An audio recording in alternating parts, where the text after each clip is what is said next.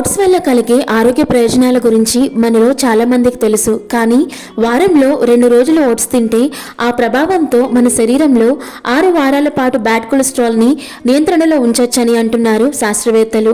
అధిక బరువు, BP, diabetic సమస్యలతో పాటు రక్తంలో చెడు కొలెస్ట్రాల్ అధికంగా ఉండేవారిలో గుండె జబ్బులు వచ్చే ఆస్కారం ఎక్కువట. పరిస్థితి అంతవరకు వెళ్లకుండా చేసే ఆహారం కోసం శాస్త్రవేత్తలు అన్వేషించినప్పుడు ఓట్స్తో వారికి ఎక్కువ ప్రయోజనాలు కనిపించాయట. వారంలో 2 రోజుల పాటు ఒక పెద్ద కప్పుతో ఓట్స్ తిన్నవారిలో బ్యాడ్ కొలెస్ట్రాల్ 10% తగ్గడం గమనించారు.